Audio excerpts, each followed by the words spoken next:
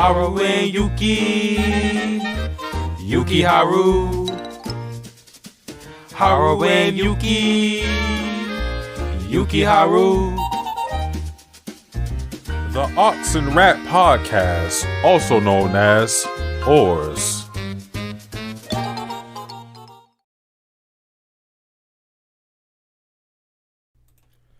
What is good, people? It is the Ox and Rat Podcast. I am joined here with my co-host, Perry the Rat.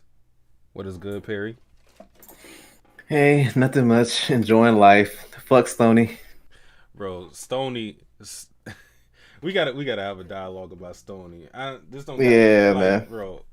This don't got much to do with Fruits Basket, but since Fruits Basket was the meal of his choice, I've been thoroughly disgusted. Thoroughly.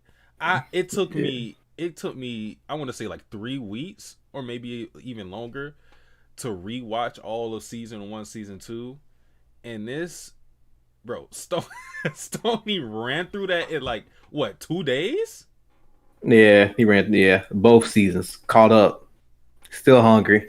still asking. That's the thing about it. Look, no, that's what's like so horrific about it, because he'll do it and then he'll say on to the next one. Like, who next? I just be like, bro, there's no way that you a human, bro. Hey man, Stoney a demon, man. He is a demon when it comes to consuming anime and manga. I'll give him that. That shit is so scary. But this episode we got real dark. Not to say that other episodes weren't dark, but we had Rin almost die again. Akito almost caught another body. Mm-hmm. Man, oh man. I think the first place I want to go is talking about Hero. Sir. I want to know your feelings on Hero and if they change, because correct me if I'm wrong, you are not a Hero fan, or at least you weren't initially. Yeah. I was never like a big hero stan, just because I don't like that kind of character archetype, the bratty kind of kid.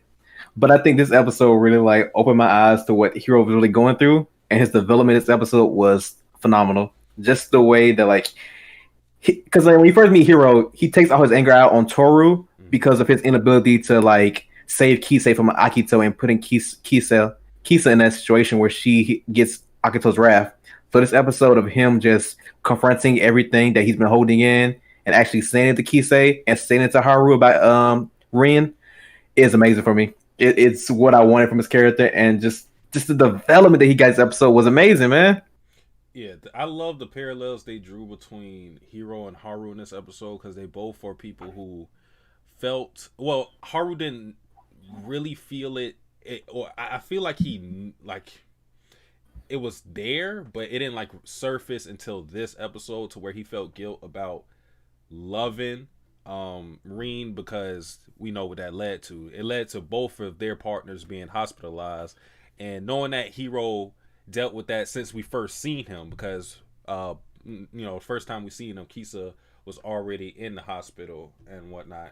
That situation already happened. So I'm glad that he felt that guilt and he expressed his his regret over that situation. But it's kind of just wild that characters in Fruits Basket feel the need to apologize just for loving someone. Like, that is a sin in the face of Akito. Yeah, it's so crazy. Kisa was also a great episode too, because she finally realized like what Hero was going through. She was like, you was carrying this the entire time, and I didn't know. I was smiling, and you was just standing there like you was seeing my smile. You was enjoying my presence, but you was hurting this entire time, and she felt bad about that too. Yeah. And you gotta, like, I always had to, like, always give Hero the excuse that he was a kid when we first saw him. It still doesn't like excuse what he did to Toru. Like, it was like it's hard to like him off of his first appearance, but he was a kid then, he still is a kid now, but obviously he's grown, he's matured a lot, and physically as well, because we saw him and Kisa taller in this episode. So Man, the growth spurt on them kids, they grew like, man, yeah, crazy. yeah. I'm just waiting for that boost for Momiji.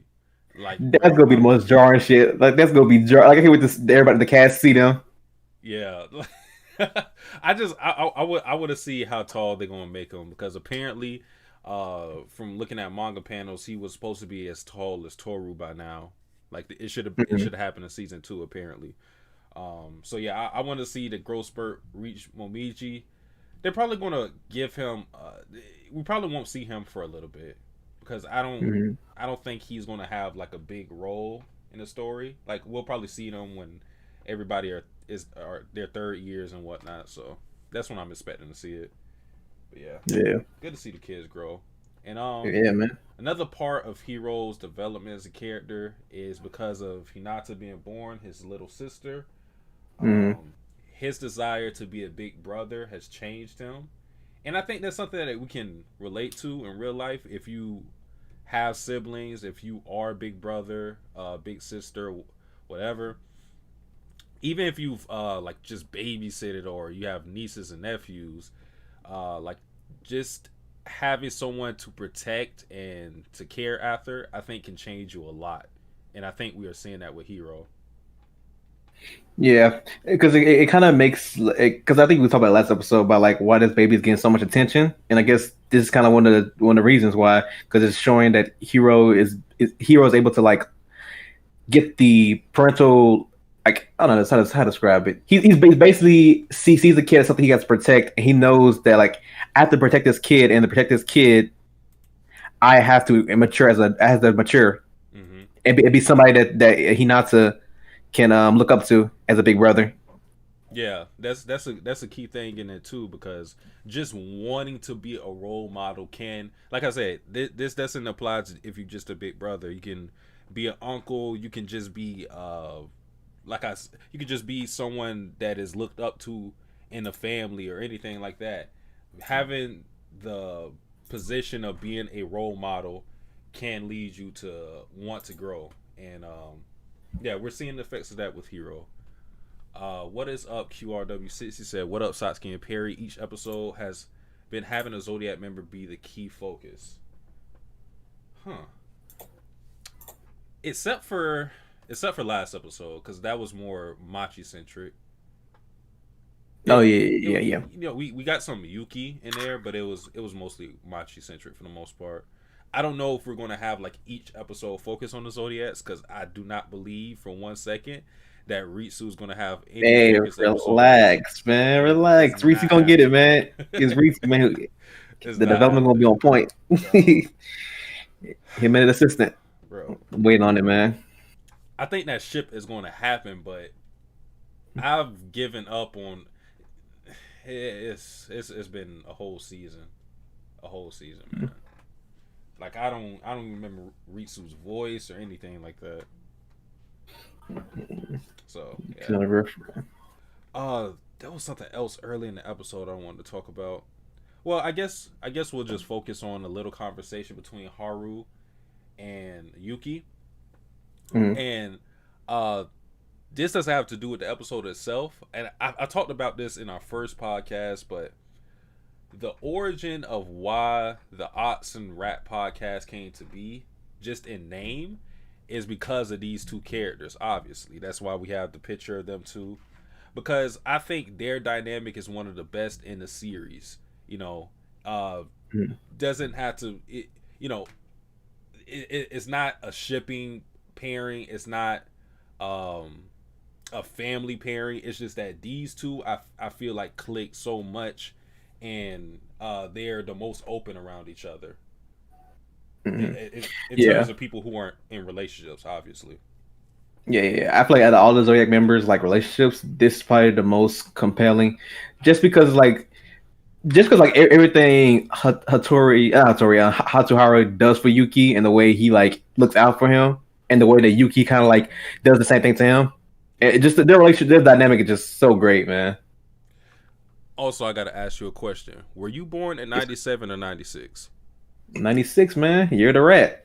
So literally, I don't like. I was When I came up with his name, that did not come to mind. But the year of the rat is 96, and the year of the ox is 97. The year I was born, so like that fits as well. Like that shit is just perfect, literally Yes, sir, man. perfect. Where did you pick the rat moniker, man? Man, I don't It know. all makes sense. It all makes sense, man. Nah, All according to the plan. I know the real reason, but we ain't gonna talk about that. Whoa, relax, man. Relax, man. It just also remember, man. Every new episode, man, I get a new name. Today, I'm the Martial Sil Magician. What the fuck does that mean? Oh, I think it's like donkey. It's like donkey cheese milk, something like that. All right. Basically, it's a high expensive. Hey, man, you know when that cheese gang. Last thing I was the Gouda Gangster episode.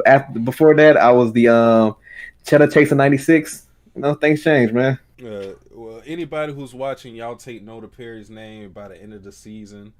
You guys can choose which name is the best, I guess, or you can rank them or something. I'm damn sure I ain't gonna remember these shits. Yeah, don't worry, man. Kako knows. He knows the Serbian heritage of his name.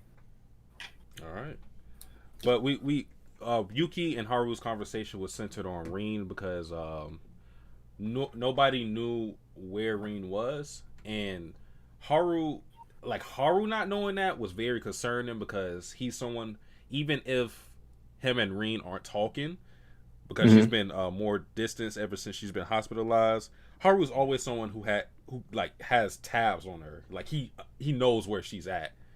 But I think when he revealed to Yuki that even he didn't know what was going on, like that was the moment in the episode where you're like, okay, like this is really serious. Yeah. Because just like he has seen Rin a little minute, and he was like, he always assumed that Rin was just like avoiding him. So he would, I guess he deep down he was like okay with it, but now he's realizing okay, something's up, something might be up. Yeah. I like the fact that like he mentioned like when Yuki mentions that Toru and Rin are becoming friends, he was like, oh, Rin got a friend now. Yeah. Because Rin isn't someone who is real sociable. Like even when we saw Toru go to her school, like the people who were it was like two people, classmates. They were like, it was like, oh, Rin has a friend, like so. If they realize that Rin isn't very sociable, Haru, of course, who's in a relationship with her, would know that she's not someone she's really standoffish, so she's not really the type to make friends like that, even within the family, because she doesn't really interact with too many people like that. So yeah, it was cool to see like Haru appreciate the fact that she's made a friend. Rant said, shout out to the Ox and Rat. What is up, Rant? Gotta give appreciation to Rant because he don't even watch Fruits Basket, but he still show up. Yes, sir. We know he does. He posts TikToks in Discord every 5 seconds. I'll tell you that. We ain't gonna talk about Rant Talk, man. Rant Talk is, I don't know where this came from too. It came out of nowhere. Yeah, command coming soon. Don't worry. Oh yeah, he needs something like that. So let's get to business. Rin got locked up by Akito. Okay. So I forgot what exactly we said last podcast when we were speculating. We thought it was Rin there, and she put Rin there. Oh no! Actually, we didn't know that when I was locked up in there. We just assumed she cut her hair. Yeah, I think that was it. Because like how it was, and even as I was watching the episode for the first time, I was still confused as to how Rin would have ended up in that situation. But like now, of course, it made sense. But yeah, because we in the shot that we seen last episode, we just see somebody walking and they have scissors and you see hair flying. So like the thing that you assume is since they were talking about Rin, something happened to Rin. So I thought that was Rin herself. But they were wearing a kimono, and they had short hair. So you could guess that's Akito, but my whole thing was trying to piece together how the hell would Rin end up with Akito when the last person we seen her with was Rain. That was what was confusing to me. Yeah, because like we automatically assumed like Rin and Rain was together the entire time, so we thought this was like part of Rain's plan to like break the curse. Yeah. So what ends up happening is Rain sends her on a suicide mission to retrieve this treasure. And we're going to talk about that, but I'm just going to move past that real quick. She sends her there to get that out of Akito's room. Of course, Akito runs up to her and is like, "Hey, yo, what you doing?" And locks her up and gives her the choice of either you get exiled or I take out Hatsuharu's eyes. And of course, she chose the former. Yeah. So, go ahead. Nah, that mission was like that was bad. That was a bad plan. Like I don't know what they was thinking. Like you supposed to wait till Akito go somewhere off. You supposed to like. There's no reason you sneak into somebody's house, especially Akito who damn near killed you. You should be on your P's and Q's. You should, man. She was not doing it right. Yeah. Okay. See, it's so weird because with that whole thing, obviously Rain wanted that what Akito calls her father. Obviously she wanted that, but from the dialogue we get of her, she did not care whether Reen got caught or not. So it's kind of tough. It's like she could have obviously came up with a better plan.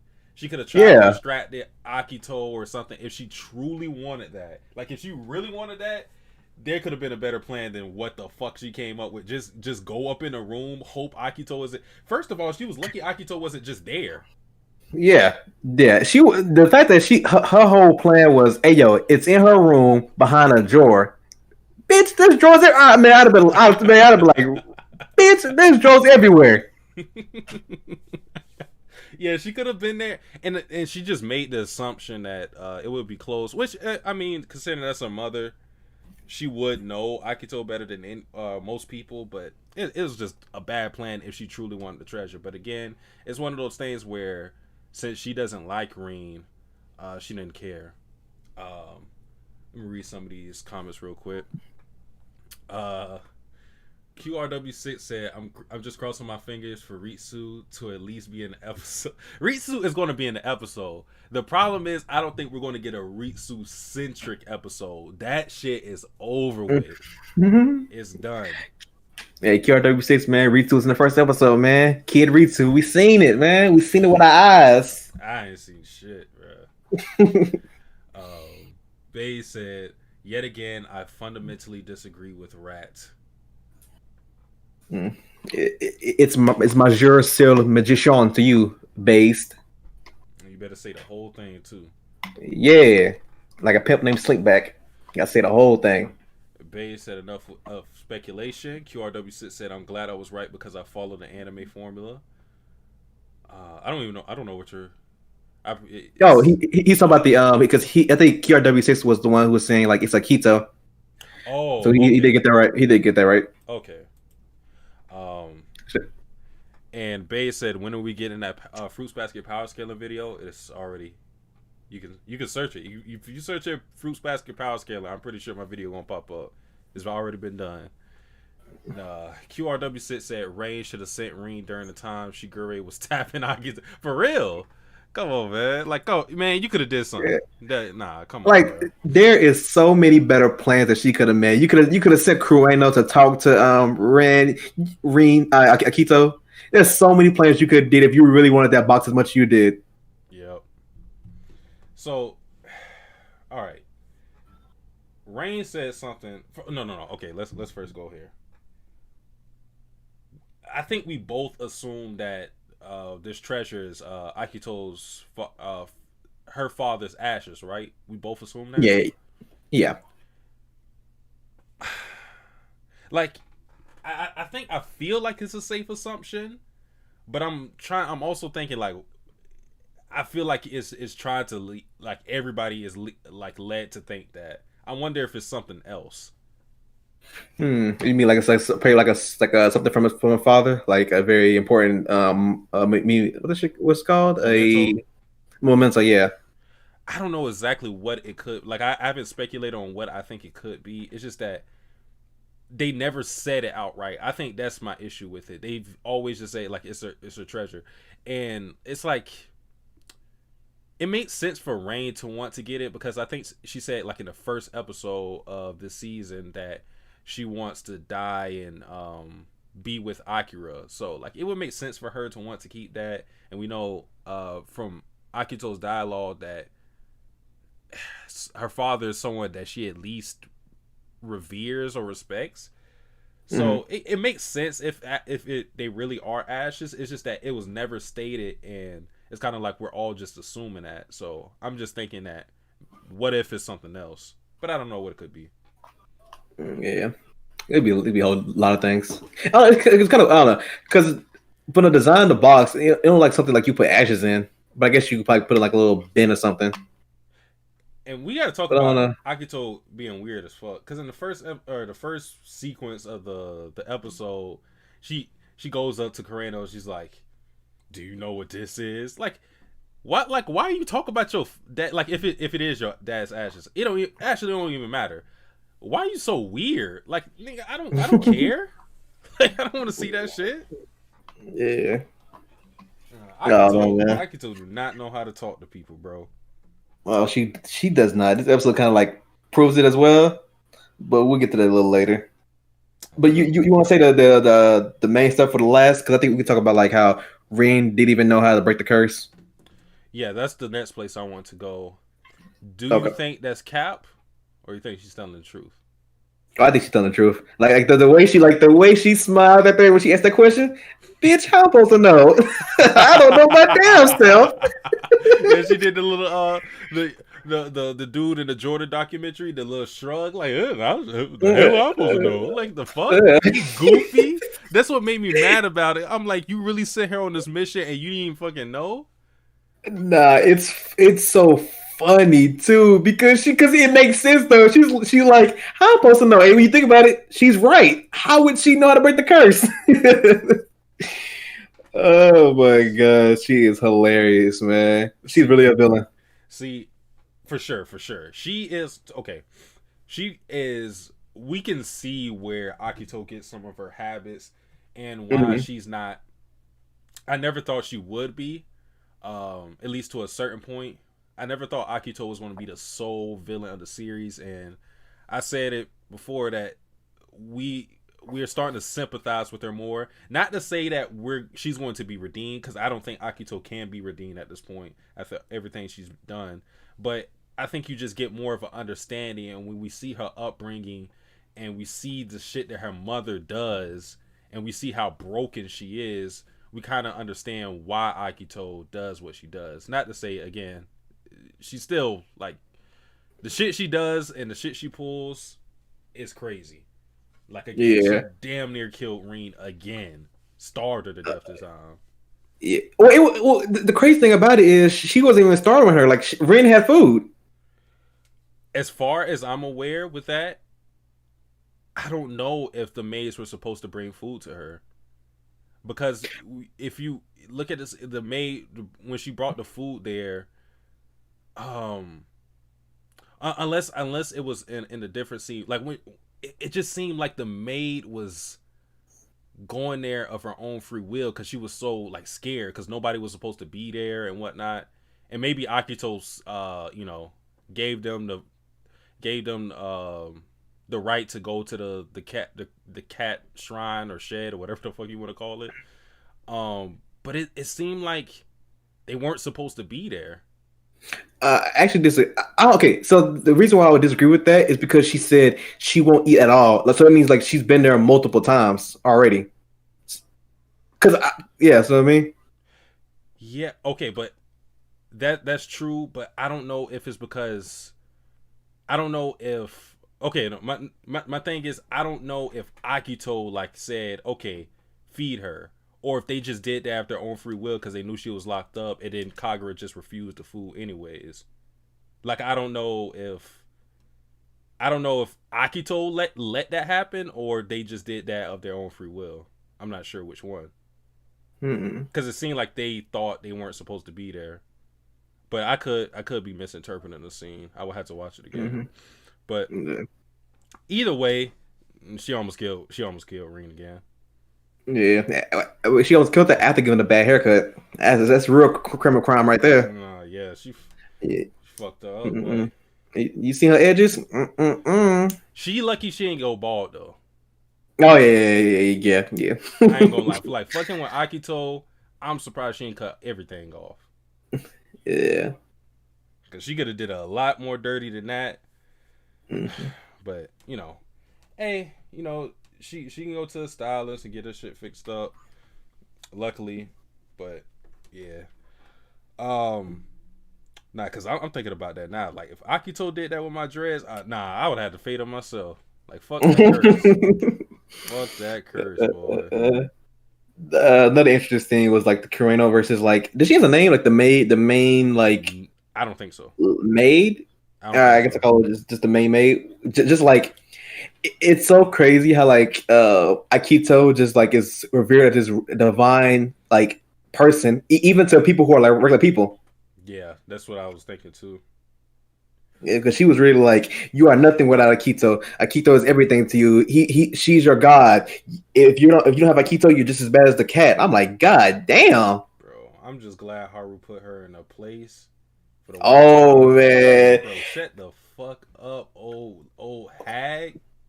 man, when Hero told Haru about what happened to Reem, and he walked away, and then you see his eyes, I was like, oh, it's over.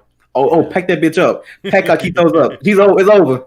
You I messed with the wrong one. I still want to wait to get to the Haru stuff because I think like that's Okay. yeah, that's the biggest part of it. But yeah, man, the head made like when you talk about how Akito has pull even amongst people who are not zodiacs or somas.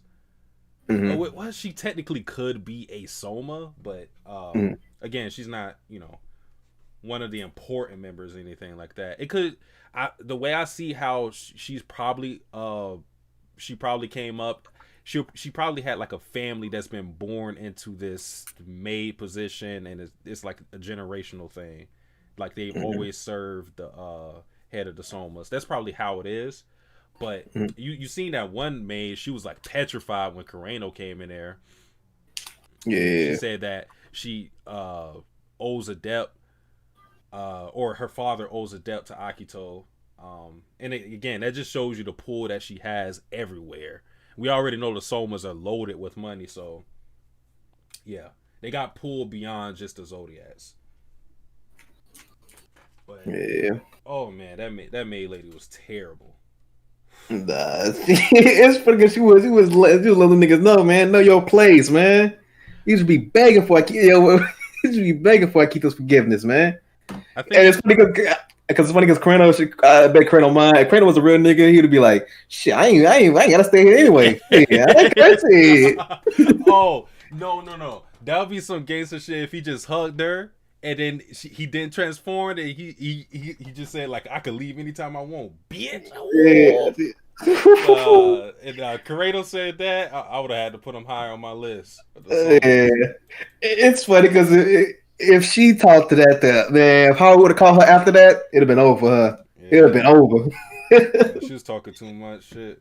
I think she's the same Yeah. person that when Yuki came to the Soma estate to hang out with Haru, she was the one that was like, "You gotta go back to Akito's place. What are you doing?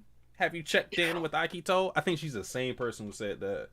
I think she's the same person. Like when he first met Akito, she was like, the rat and the headmaster always have a special relationship and bonds. Like she was talking about the zodiac bonds. Yeah, It's something that we can understand. yeah, it probably was. Yeah. But another thing about this episode that she kind of like highlighted was like there's like a internal strife between Reen and Rain. I not Reen and I know Ran and Akito because she's like we can't let that woman win. Yeah. That was another thing too. It seems like there's like factions within or on the sides of Rain and Akito. And I don't know like how far this goes, but like maybe like there's some maids who are on Rain's side because of I think I don't know if it was ever stated, but I think Akito's father was probably like the head of the Somas or something like that. Because one thing I've always wondered was how is the head of the Somas chosen? Is it something that I can't imagine that you were elected for that because Akito was a child when she was head of the Soma. So I can't imagine that he said, okay, like we're gonna appoint Akito. I think it's more so you're born into it. So if Akito's father was head of the Somas, it would make sense that Rain has like a faction of her own because there was a period in time I believe where her husband was dead, so she would have been like the de facto head of the Somas for a period of time. So it would make sense that some maids would follow her, even beyond Akito becoming head of Somas. And you also got to think she was a child when she had that position, so some people may have not wanted to follow her because she was a child and because of like how she acts as well. It's funny you say this because it reminds me of Kingdom. Like just people vying for the position of being like king of Quinn. Yeah, it's funny, like kind of like that. Yeah, the Throne Wars. So I want to see how far that goes. I want to know if that's going to have some relevance as we get deeper into the story. Like maybe we'll see like an actual faction war between them to where they're manipulating the maids and whatnot, try to get more influence. It could be something like that. Well, this I don't know for you, but this episode kind of confirmed to me that like when Shigure had sex with Ran, he didn't get like any information about like the Zodiacs. I think it's more about him wanting to hurt Akito than anything else. But the thing is, he could have went to Rain in search of that information, and then he could have did the deed, and he could have got nothing after that. I'm still of the belief that it wasn't just purely that because. Again, Rain could have just lied the same way that she did to Reen. Of course, Shigure is not as gullible as Reen is, but like I said before, he obviously wanted to hurt Akito, like that for sure. Like he wasn't lying when he said that. I just think it's more to it than that. So even if he didn't get that information, he was still at least killing one bird with one stone. But I think he wanted to kill two. And she probably promised him information, never gave it to him after. Yeah, she probably after he was like, she's like, "Do you want to know how to break the curse?" And I'm good. You know what I'm here for. All right, man. All right, dog. Yeah. Hey, listen, Rain. You know what I'm saying? Rain. Yeah. She up there. Yeah. That's what I'm saying. She is up there for sure. But I think we danced around this enough, man. Haru was about to give Akito the beats. Oh my god. Lord. Let's build it up first. Because when Hiro told Haru about Akito almost killing Rin, he was like, say less. Yep. I'm gonna handle this. He came in there, slung that motherfucking door open. Akito thought she was sweet. She was like, yeah, so come to me. Come here, Haru. Let's talk about this. Said, don't talk to me. Stop lying to me, bitch. Stop lying to me. So he was not about that bullshit, man. Yeah, he said cut it all the way off, man. Like, see, what makes me appreciate that scene even more is because the groundwork put into like how petrified people are of Akito, because like before this, like thinking that a character would stand up to Akito the way Haru did in this episode would be taboo. Like you wouldn't even think about it because we seen someone like Hattori, who his wife was like mind broken by what happened because of what Akito did to his eye. Like he got his eye, he lost the love of his life, and he never retaliated in any way against Akito. And it's kind of like, okay, damn, Akito got fooled like that. We see when Akito in the beach arc like threatened Toru, and it was like a real tense situation. Kyo and Yuki were there. They didn't do nothing. Momiji stepped in, but he didn't act as an aggressor towards Akito. He just stood there and, took the punch. You know what's funny? It's like we kind of should have expected this, that Haru out of all the subjects would be the one who want that smoke, especially Dark Haru. We should expect that. And the funny part about that is like it's Dark Haru just because because Haru's typically a mellow dude, but it's a contained Dark Haru. It's not like the wild shit where he's just going bipolar, going crazy. No, like he directed his anger exactly where it needed to be. Mm-hmm. And it was funny because Akita was like, she was lying. She was like, I don't know, you talking about what do you I don't know what she's at. What you talk I don't even like her. I was like, just stop lying, man. And then Coreno came in and was like, oh, I found her, she's safe. Yeah. Akita was like, bitch. Yeah, yeah. That boy came in there and said, "Reen is safe." It's like the rise is safe. And then, Yeah. and nigga was like, "Oh, word, okay." Nah, Akita felt so betrayed. It's like when you lying so good that your friend snitch on you and like dry snitch on you. Yeah. Oh man. Man, that boy. That boy Haru. First I gotta talk about Akito a little more. She is like the gaslighting, lying, manipulative god, the queen of the shit. Because not only did she lie about it, like during the dialogue when she's talking to Haru, like Akito is so good at this, and this is why I think she's a good villain. Like this is why you don't need to be like a fighter or anything to be a good villain. The way she tried to manipulate that situation and make Haru feel bad about it, and she was successful too, because one thing Haru said, like after he went off, was that he said he wanted to kill her and himself, and that's because of the guilt he felt, you know, knowing that Akito has his hatred for women and still falling in love with Reen, and you know, that leading to Reen being hospitalized and also locked up in this episode, or I guess last episode. But it was one thing she said where she was like, you knew I hated Reen. Like she tried to flip it on him, and I was like, yeah, oh my god, she is gaslighting like a motherfucker. Yeah, and I think if Coreno didn't tell him about where Rin was at, Haru would probably like calm down a lot sooner. He'd be like, "Damn, maybe it's my fault." He probably put it on himself. But the second he found that she had the right hand in it, he's like, "All right, cool, say less." He caught the back. Yo, when he caught the back, I could just see in his mind like, "This is for everybody you hurt." Yeah. Hattori, Momoiji. It's like the father son coming out when it was the scene. It was scene was happening. I was like, bro, I want to see like the ghost of everybody that's been wronged by Akito, and they just like push his elbow and push his fist into her face. Like that would have been gold. Oh yeah, dude. You see the punch. He destroyed that wall. Like Akito would have been through because she ain't a fighter, and she can't take a punch. That would have, my God. Well, I don't think Akito can take a punch, but that first episode. Yeah. Akito might be a scrapper, man. Cause I always gotta go back to that. She bust Rain, who is taller than her, who weighs more than her, through like 3 doors, lifted her ass up all the way to the sky, and then choke slammed her.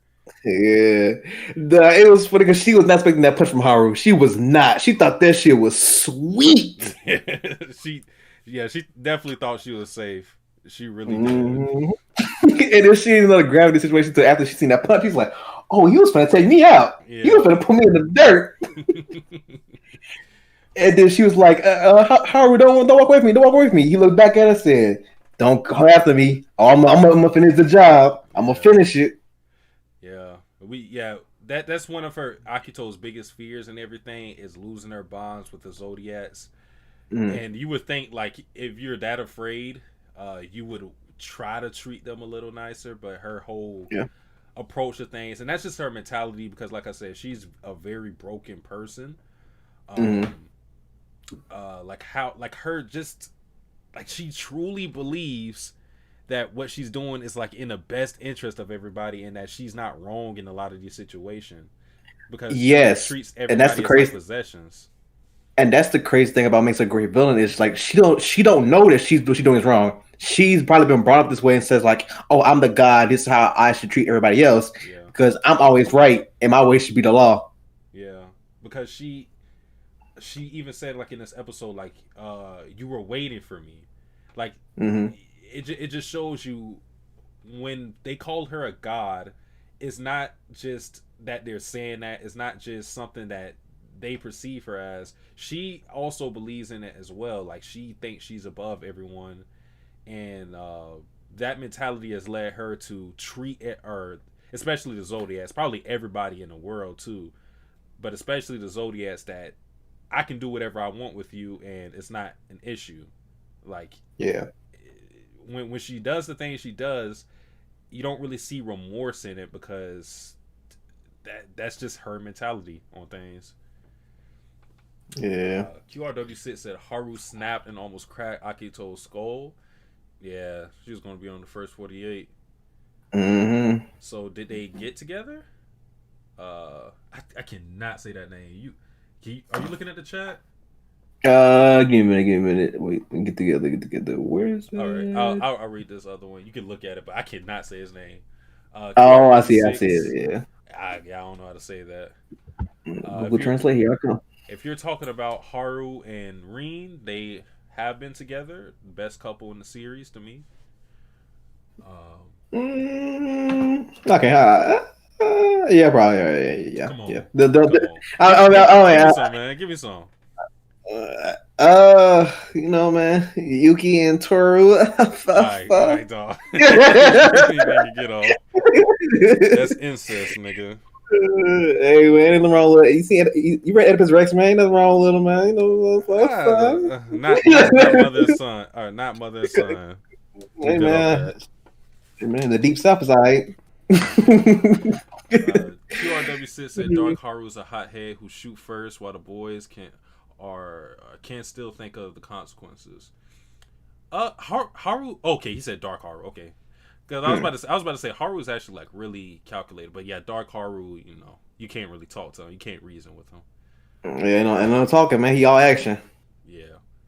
King Bio said, "Yeah, this episode was beautiful. I'm officially a Haru fan. Yeah. I'm sorry. What? I'm sorry. This made you a Haru fan? Like, I'm not trying to get on you, but like, I don't know. Like, Haru's been doing this thing since he's been introduced, at least in my eyes. I can see him not being your favorite, but like, yeah. I think I've always like, since he's been introduced, I've been a Haru fan. Like, same. I like his outlook on things. He's one of the nicest characters in the series to me.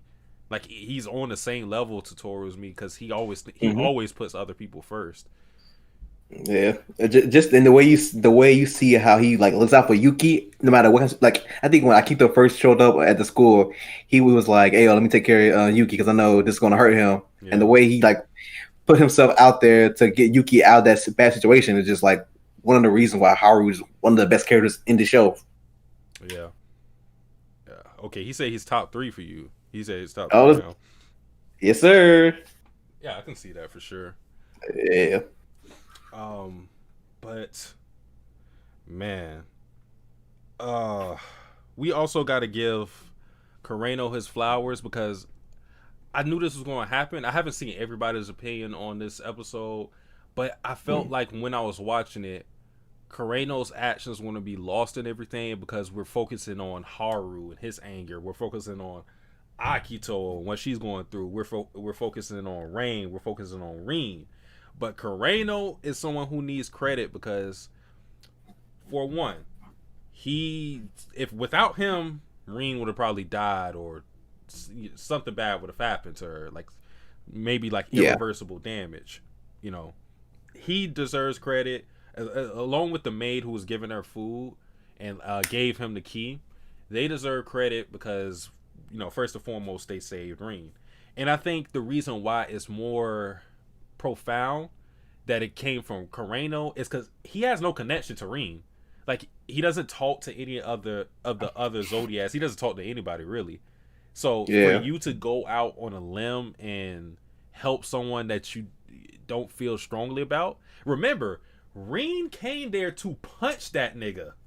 Oh yeah. That's funny too, because like, you know, like I saved Rin, and Rin like, damn, I'm gonna bop that nigga, man. He doesn't know that, of course, but it's still funny that Rin came there to punch that nigga, and he was the person to save her. Like, that's funny to me. I have to give Rin her credit, because like when I seen like Toru was crying, she helped her. I was kind of like iffy. I was like a little upset about that, but she said, "Nah, I'm gonna come to the store. I'm gonna get. I got you, Toru. I got you." The way like Arine's mentality is funny to me. She said, Mm-hmm. "Fuck helping Toru out and comforting her. I'm not good at that. I am good at punching niggas though. So I'm finna Yeah. go. I'm finna go and get that." And that's just funny to me. Like I like how she deal with some shit. Yeah. Oh man. Shut up, Reed. But Good character. I think it's also more profound that Kareno did that is because he is under Akito's wing. The Mhm. other people like Shigure, Yuki, any other you can name any Zodiac, they aren't under the wing how they're not under Akito's wing how Kareno is. So Kareno did this knowing he's going to go right back to Akito, Yeah. and he could suffer dire consequences. Of Well, course, man, he's if I not keep- connected to the curse, but I think that's even that shows you even more because he doesn't have to do any of the shit that he did in this episode. He doesn't. Yeah, a lot of stuff he do, he don't have to do it at all. Like he doesn't have to like follow Akito or like help Akito in no way, even comfort her. But I'm telling you, man, if Akito didn't fuck Shigure, he would have snitched. But he said, "You gonna cheat on me? Yeah. On me?" Man, hey man, but shout out to Kareno. You're starting to see like him, like he's the rooster, so you could connect him to a bird, and he's still like he's not in a cage. He's not in a locked cage. The Mhm. cage is open, but I think he's still inside there, doing what he has to do for Akito. But Yeah. I think we're slowly seeing him peek his head out of that cage, and eventually he's going to be free and do what he wants to do. But I think him doing what he did in this episode is a step in that direction because he defied Akito, and partly or part of that was because obviously he didn't want Rin to die, but I think another part of that too was that he didn't want Akito to be a killer. I think that's another thing too. Like he wanted to protect Akito. He was like, he was talking to her. He's like, you can't like do stuff like this, Yeah. It's like you trying to like rehabilitate her into like a better person because he even like recognized that like when he first made the promise to stay with her, she was just a small child, and I guess he still sees that small like innocent girl. Yeah, and I think when we saw Akito like freaking out and she's like kind of throwing like a temper tantrum, those are signs that she still has like this childlike innocence to her, to where she's very impulsive, just like a child. And I think that's why Kareno sees her in that light, because there's obviously the times where Akito's doing her villain shit, and if we look at Akito in season 1, we don't really get to see glimpses of that childlike character that she appears to be now. But when she's all alone with people like Kareno, she's more vulnerable. We also saw this with Shigure as well, and you start to see her be that childlike character. And like I said, this is all to get you to understand Akito a lot better. I don't think she's going to be forgiven, but you get it. I think we all get it. Yeah. Is there anything else in this up? Oh shit, no. We didn't even talk about the Haru and Haru linking up with Harim. Yeah. Lovely man. Yeah, man. Just like how Irene was just like, I try my best, Haru. I try to free you. I try to free myself. I try to give us the life that we deserve, but I couldn't do it. And then she's like I think she's a dream of Haru coming up to her, and Haru was like, it's not a dream. I'm right here, and I was like, okay. Yeah, I love when Haru's like, your journey is over, you're home. And like one of the things that I really like that he said in this episode was, when you can walk, walk, but when you can't, I'm going to carry you. I really like I like how that's phrased, because it's like he doesn't have to at every given second protect Rin. She's not a damsel in distress, but she's human like everybody else. And then like when she can't do certain things, he's going to be the one to pick up the slack. And I really like that. Like, I was like, go ahead. Okay, that's like the moment where like she looks back and she's like the young Haru like running to get help, and then now in the present he's the help that she needs. Yeah, and they did a similar scene to where like she's passed out on the ground, and I was like very reminiscent of in the past when she was spiraled out on the ground, and Haru stumbled upon her and got her the help that she needed. But yeah, like Haru said, like now he's able to carry her. He doesn't need to seek outside help to help her. Like he can do things on his own, and they support each other. That's why I feel like I don't know. I love how open this couple is. Like they seem complete. Yeah. I can't wait. I can't wait to see how we ever see Akito again, because that's why he's gonna be on site. He's just gonna be on site. Man, Haru is not letting Rin get messed up like that again. Yeah, that's crazy. So I wonder if Rin is going to stay with Haru. I don't know where Haru. Have we seen Haru's parents? No, I think I have. Like we've seen where he lives at, but I don't think we've seen his parents. I hope we get an episode with just Rin and Kagura, just have an episode with just them two.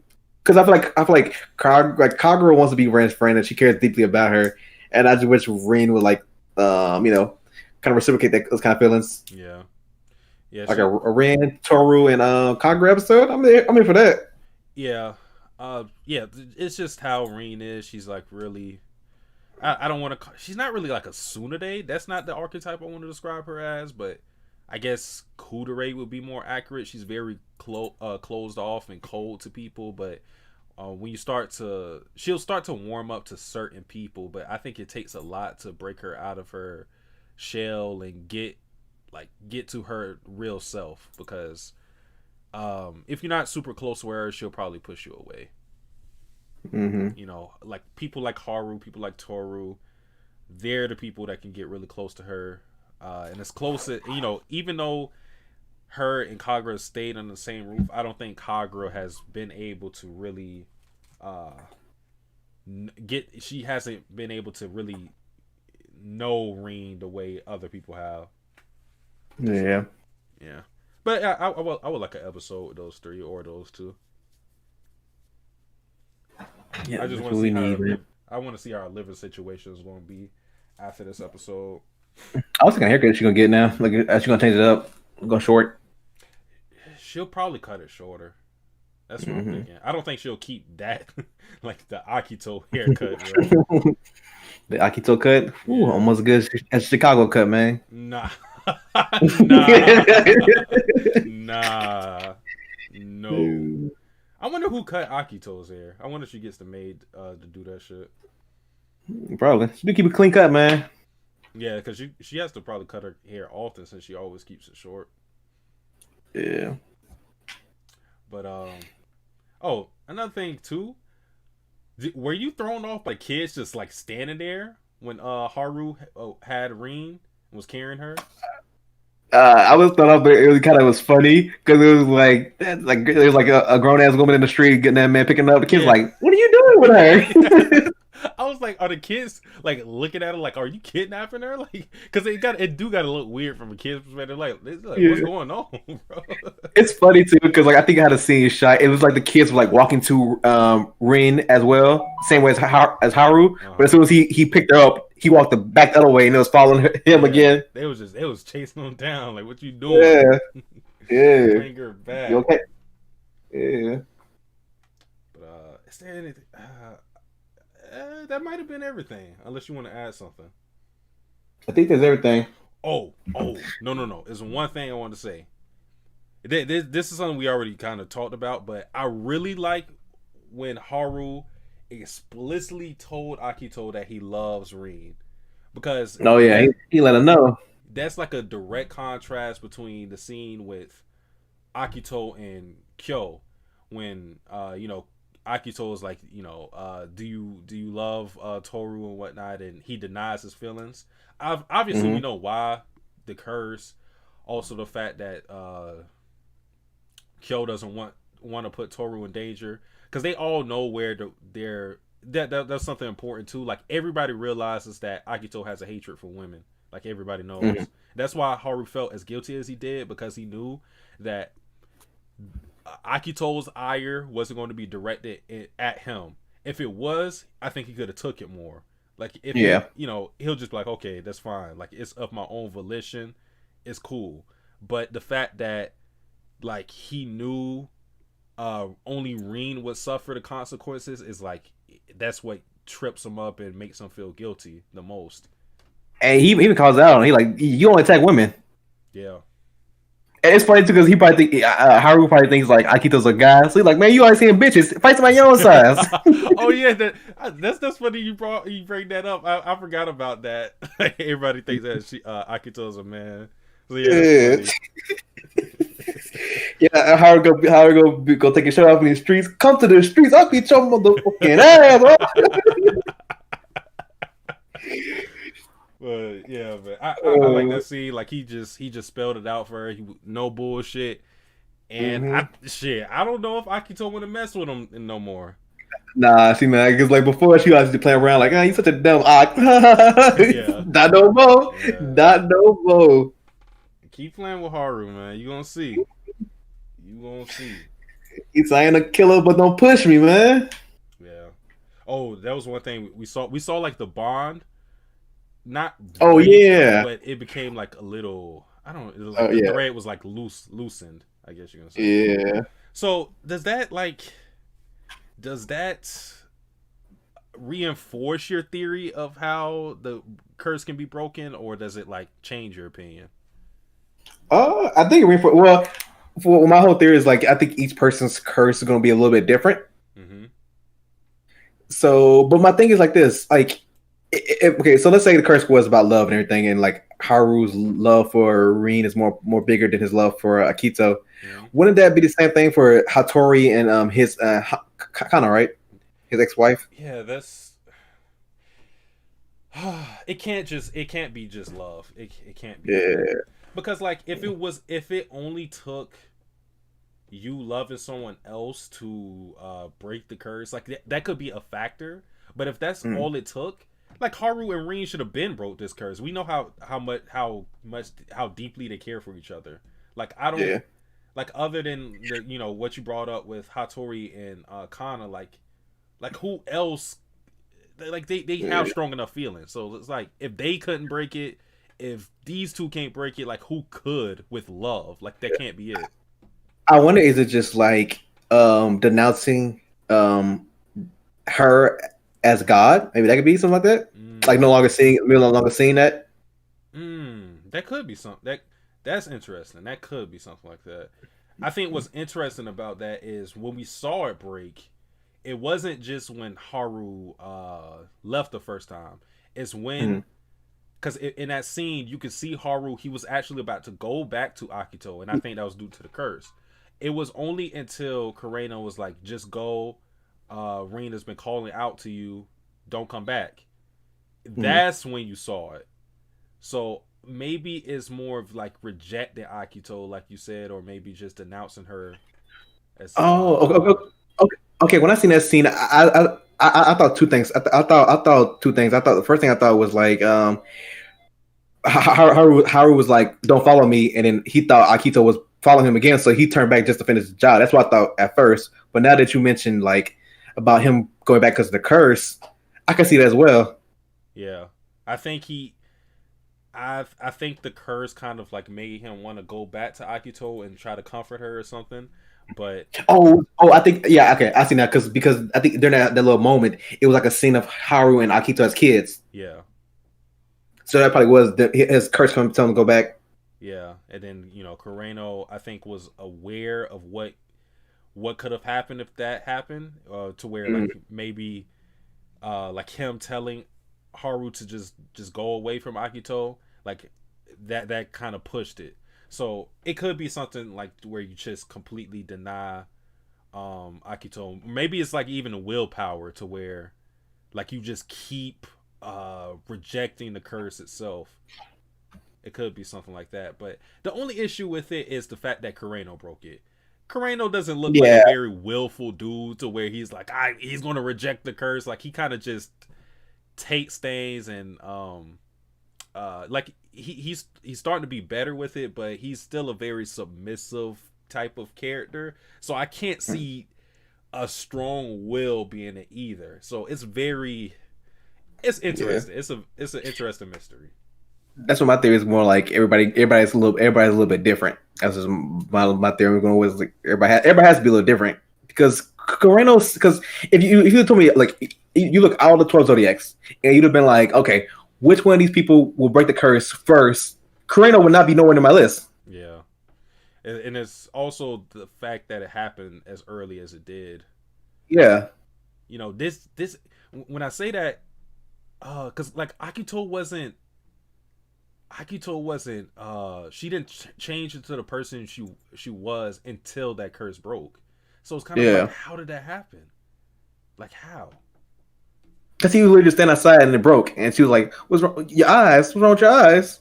Like, like I swear, when you get full context of that scene, it's gonna be something where like, oh, it probably gonna be something like, I don't know, would it be? I think it'll be something like something we never even thought of why he broke his curse. Yeah, it's probably one of the biggest mysteries in there, other than what's going on with Toru and her father. And that's another thing.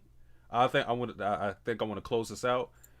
Surprisingly, Toru and Kyo have taken a back seat in this season so far. I think obviously these are the main characters, so we understand they're going to be prominent characters. But 4 episodes in, and they haven't been featured too much in the episodes. They've been here and there, but no focus.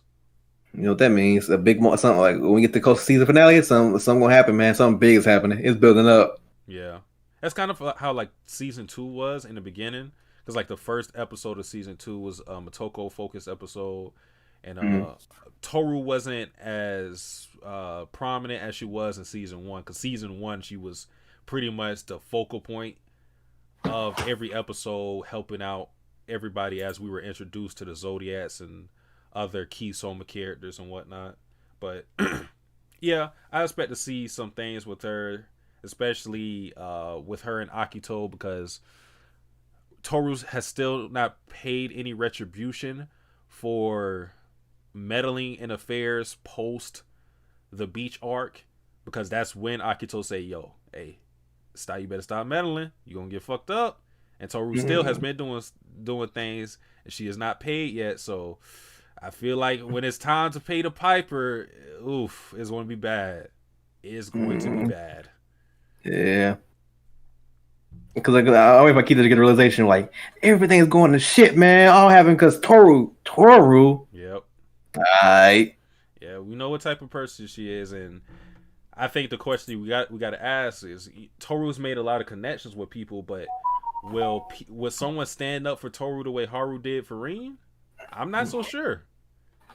I'll be right back, but I think we're probably done right now. Yeah, done. We're done. I'm just gonna give my closing statement and close it out. So yeah. Okay. I'll be right back though. All right, guys. So I guess the last thing I want to say is with Haru and Rin, their strong connection made Haru do what he did in this episode. Do what he did in this episode. But I'm kind of shaky on what can happen if Toru were to get hurt in a situation, because I think that's going to happen. Akito is going to hurt Toru in some way. If Rin was on the receiving end of this twice, there's no way Toru is going to get away scot-free. Something's going to happen to Toru, and I wonder what's going to be the what's going to happen after that. Will Kyo step up to Akito? Will Yuki do it? Like I said, Toru's made a lot of connections with people, so anyone could do it because everybody cares for Toru. But yeah. Okay, let me read these comments, then we'll close it out. Light Ruler said, Perry looking clean in that suit. Appreciate you showing up, Light. Sidarius came in and said, yo, Haru the GOAT. Akito lucky she didn't get punched. He did to that wall. And I still can't say your name. You're going to have to tell me how to pronounce it. But I'm going to call you LV. LV said, you say the final episode. I thought this was the last one. Oh, no, just the final season of Fruits Basket. 4th episode. But, guys, that is it for the Ox and Rap podcast. Appreciate everybody who showed up. LV, Zedarius, King Bayo, Light Ruler, QRW6, Stony, Bays, Rant showed up. Appreciate everybody who showed up. We out. We'll be back next Tuesday, maybe at 8, maybe at 9. But yeah, stay tuned. Peace, guys.